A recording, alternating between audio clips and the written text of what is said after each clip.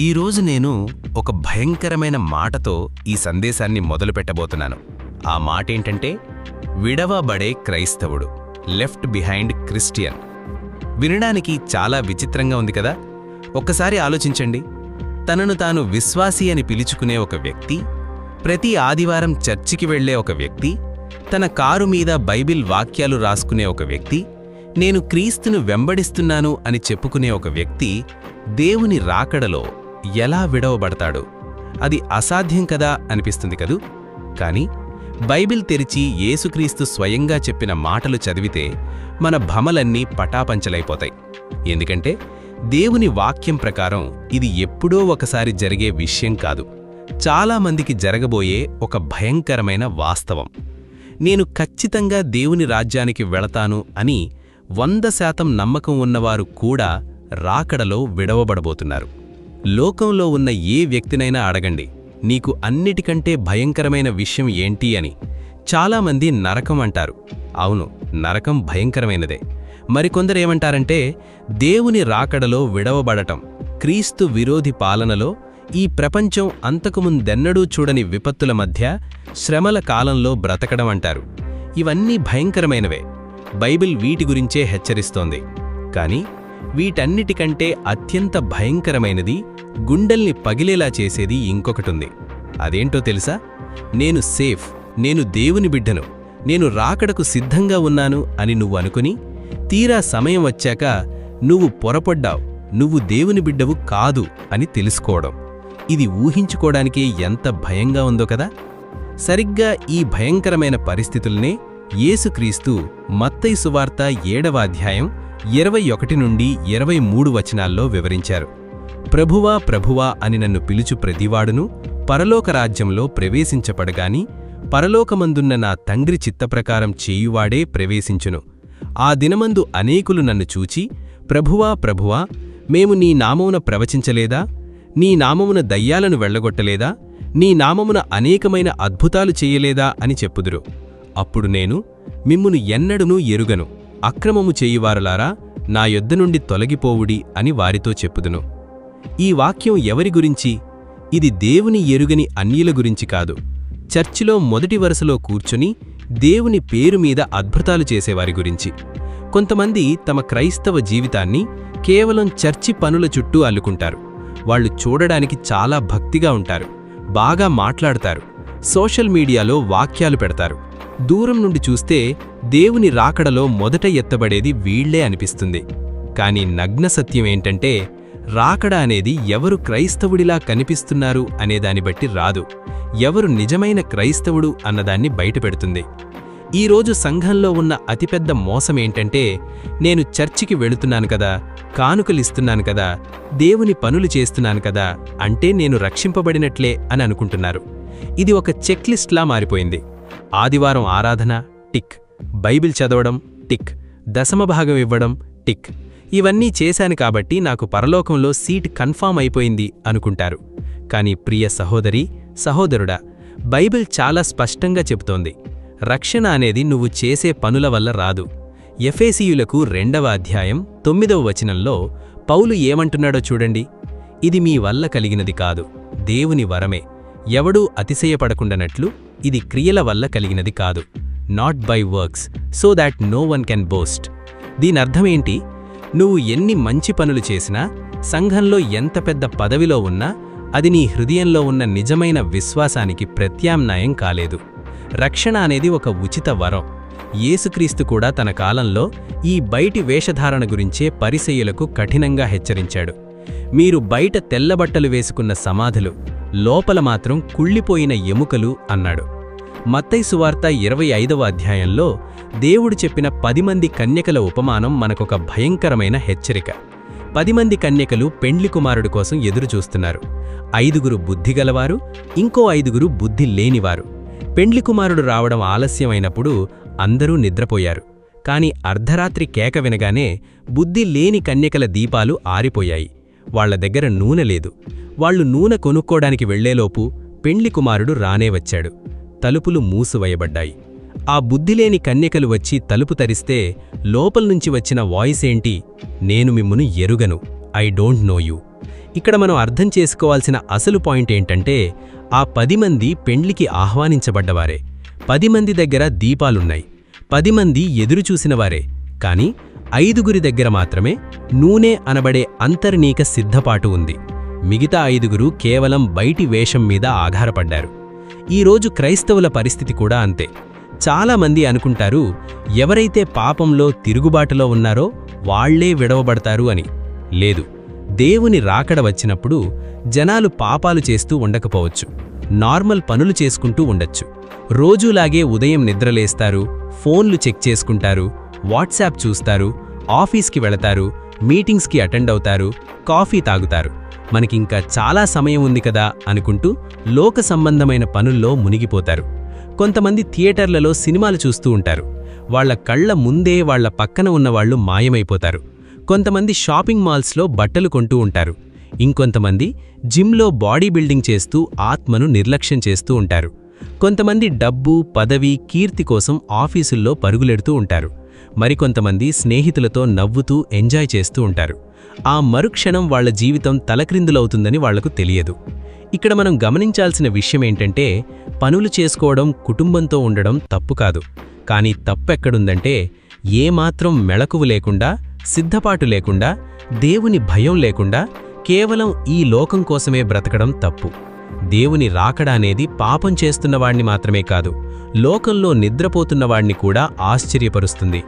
అది నీ షెడ్యూల్ కోసం ఆగదు, నీకు ఇంకో ఛాన్స్ ఇవ్వదు. అనుకోని గడియలో అకస్మాత్తుగా జరుగుతుంది. ఎందుకు మనుషులు ఆశ్చర్యపోతారు? వాళ్లకు తెలియక కాదు, వాక్యం వినక కాదు. దేవుడు హెచ్చరిస్తున్నా ఇంత త్వరగా వస్తుందని మేం అనుకోలేదు అన్న నిర్లక్ష్యం వల్లే. బైబిల్ అంతటా దేవుడు స్పష్టంగా చెబుతున్నాడు. ప్రకటన 22వ అధ్యాయం 12వ వచనంలో, ఇదిగో త్వరగా వస్తున్నాను. మొదటి తెసలోనికేయులకు 5వ అధ్యాయం 2వ వచనంలో, రాత్రివేళ దొంగ ఎలాగు వచ్చునో ప్రభువు దినము అలాగే వచ్చును అని మీకు బాగుగా తెలియను. ఇంత స్పష్టంగా దేవుడు చెబుతున్నప్పుడు మనం ఎలా బ్రతకాలి? ఒక రకమైన అర్జెన్సీ, ఆవశ్యకత మనలో ఉండాలి కదా. దేవుడు వచ్చినప్పుడు ఆయన నెమ్మదిగా మనకు సర్దుకోవడానికి సమయం ఇచ్చేలా రాడు. కనురెప్పపాటలో అన్నీ మారిపోతాయి. నిన్నటిదాకా నిర్లక్ష్యం చేసిన వాటిని సరిచేసుకోవడానికి అప్పుడు సమయం ఉండదు. పోస్ట్ పోన్ చేసిన ప్రార్థనలు అప్పుడు చెయ్యలేవు. కాబట్టి నా ప్రశ్నేంటంటే, ఎందుకు రేపటి కోసం ఎదురుచూస్తున్నావు? బైబిల్ ఇంత ఖచ్చితంగా సమయం లేదు అని చెబుతుంటే ఈరోజే దేవునికి నీ జీవితాన్ని అప్పగించుకోకూడదు? చాలామంది చనిపోయే ముందు కదా పాపాలు ఒప్పుకోవాల్సింది అనుకుంటారు. కాని ఆ చివరి క్షణం నీకు వస్తుందని గ్యారంటీ ఏంటి? దేవుడు నిన్ను రేపు సిద్ధపడు అని అనలేదు, ఎల్లప్పుడూ సిద్ధంగా ఉండు, లివ్ రెడీ అని చెప్పాడు. మత్తయి సువార్త 24వ అధ్యాయం 42 నుండి 44 వచనాల్లో యేసయ్య ఏవన్నాడో మరొక్కసారి గుర్తు చేసుకోండి. కావున ఏ దినమున మీ ప్రభువు వచ్చునో మీకు తెలియదు గనుక మెళకువగా ఉండుడి. మీరు అనుకోని గడియలో మనుష్యకుమారుడు వచ్చును గనుకనే మీరును సిద్ధముగా ఉండుడి. సహోదరి, సహోదరుడా, దేవుడు మనల్ని లోకం వైపు చూసి ఎప్పుడు సిద్ధపడాలో లెక్కలు వేసుకోమని లెక్క చెప్పలేదు. ఆయన చెప్పిన ఒకే ఒక్క మాట, ఇప్పుడు సిద్ధంగా ఉండు. రేపు కాదు, ఈ క్షణమే సిద్ధంగా ఉండు. నువ్వు యేసుక్రీస్తు రాకడ ఎప్పుడు వస్తుందో టైం ఫిక్స్ చేయలేవు. కాని ఆయన ఏ క్షణంలో వచ్చినా ఆయనతో వెళ్లడానికి నీ హృదయాన్ని ఫిక్స్ చేయగలవు. ఒక్కసారి నీ జీవితాన్ని నిజాయితీగా పరిశీలించుకో. ఒకవేళ యేసుక్రీస్తు ఈరోజు, ఇప్పుడే, ఈ సెకండ్లో వస్తే నువ్వు దేవునితో వెళతావా, లేక విడవబడే క్రైస్తవుల గుంపులో మిగిలిపోతావా? ఆయన నిన్ను చూసినప్పుడు నువ్వు ప్రార్థనలో ఉంటావా, లేక లోక సంబంధమైన వ్యర్థమైన వినోదాల్లో ఉంటావా? దేవుని వాక్యం కోసం సమయం కేటాయిస్తున్నావా, లేక పనికిరాని విషయాల కోసం నీ ఆయుష్ను కరిగేస్తున్నావా? ఇవి చిన్న ప్రశ్నలు కాదు, నీ నిత్యత్వాన్ని నిర్ణయించే ప్రశ్నలు. దేవుడు ఈరోజు నీతో మాట్లాడుతున్నాడు. ఒక అద్భుతం కోసం, ఒక ఫీలింగ్ కోసం వెయిట్ చేయకు. ఇప్పుడే నీ ఉన్నపాటున దేవుని దగ్గరకు రా. రేపటి వరకు ఆగావంటే ఆ రేపు నీ జీవితంలో రాకపోవచ్చు. కళ్ళు మూసుకుందాం. నీ హృదయం దేవునికి అప్పగిస్తూ నాతో పాటు ఈ ప్రార్థన చెయ్యి. ప్రభువా, నీవు త్వరగా రాబోతున్నావని నేను నమ్ముతున్నాను. ఇన్ని రోజులు నేను కేవలం పైకి మాత్రమే భక్తిగలవాడిగా కనిపిస్తూ లోపల శూన్యంగా బ్రతికాను. దయతో నన్ను క్షమించు. నీ రక్తం మాత్రమే నన్ను కడగగలదు. నా ఆత్మను ఈ లోక మాయలో నుండి బయటకు తీసుకురా. నేను విడవబడేవాడిగా కాకుండా నీ రాకడలో మొదటి వరుసలో ఎత్తబడే బిడ్డగా నన్ను సిద్ధపరచు. నీ రాకడ ఎప్పుడు వచ్చినా నీతో వచ్చేలా నన్ను ఆత్మతో నింపు. నా జీవితం నీ చేతుల్లో పెడుతున్నాను. యేసు నామంలో ప్రార్థిస్తున్నాను. ఆమెన్. నా ప్రియమైన బిడ్డలారా, ఈ మాటలు నీ హృదయాన్ని తాకి ఉంటే, ఆ దేవుని పిలుపుకు నువ్వు ఈరోజు నీ హృదయాన్ని అప్పగించి ఉంటే, వెంటనే కామెంట్స్లో నేను సిద్ధంగా ఉన్నాను ప్రభువా అని టైప్ చేయండి. దేవుడు నీ ఆయుష్ను దీవించి తన రాకడ కొరకు నిన్ను బలమైన సాధనంగా వాడుకొనుగాక. God bless you. దీపం నీ చేతిలో ఉన్నది, కానీ వెలిగించే నూనె నీలో ఉన్నదా? పెండ్లి కుమారుని పిలుపు వస్తే లోపలికి వెళ్ళే అర్హత నీకు ఉన్నదా?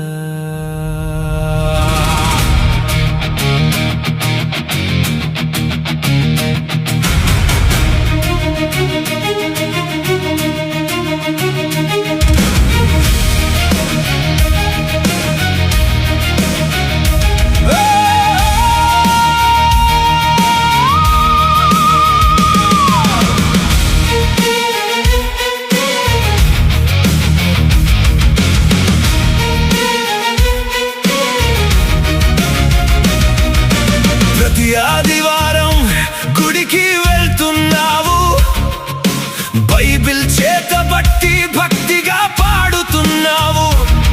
లోకానికి ఒక క్రైస్తవుడిగా కనిపిస్తున్నావు, కానీ నీ అంతరంగంలో ఎవరి కోసం బ్రతుకుతున్నావు? ప్రభువా ప్రభువా అన్నంత మాత్రాన రాజ్యము రాదు కదా. క్రియల చెక్లిస్తో నీకు పరలోకము రాదు కదా. అకస్మాత్తుగా దూరం రోగితే, కనురెప్పపాటులో రాకడ వస్తే, విడవబడే గుంపులో నువ్వు ఉండిపోతావా?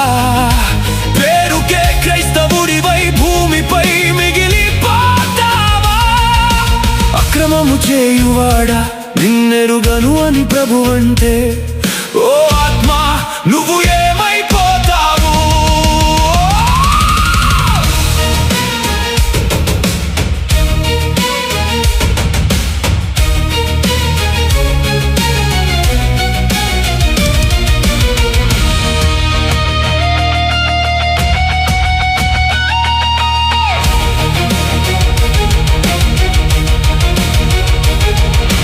లోకపు పనుల్లో పరుగెడుతున్నావు, ఫోన్ల ప్రపంచంలో మునిగిపోతున్నావు.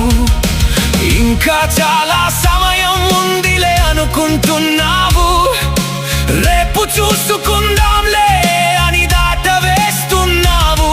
సగం నిద్రలో సగం భక్తిలో బ్రతుకును వెళ్ళదీస్తున్నావు, కానీ దొంగవలే వస్తానని చెప్పిన వాక్యం మరుస్తున్నావు. నీ పక్కన ఉన్నవారు ఎత్తబడితే, నీ ఆత్మీయులు మాయమైపోతే, తలుపులు మూయబడితే, చీకటి ముసిరితే, అప్పుడు ఏడ్చిన లాభం లేదులే. అకస్మాత్తుగా దూరం రోగితే, కనురెప్పపాటులో రాకడ వస్తే, విడవబడే గుంపులో నువ్వు ఉండిపోతావా? పేరుకే క్రైస్తవుడివై భూమిపై మిగిలిపోతావా? అక్రమము చేయువాడా నిన్నెరుగను అని ప్రభువంటే, ఓ ఆత్మా నువ్వు ఏమైపోతావు?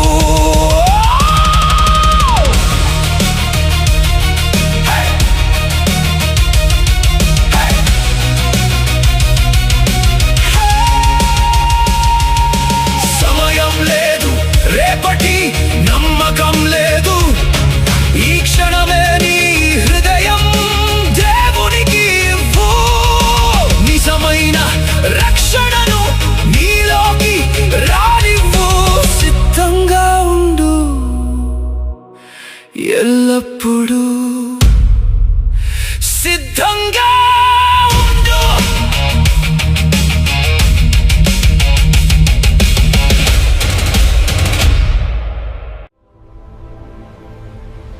strength in grace. It's all about Jesus.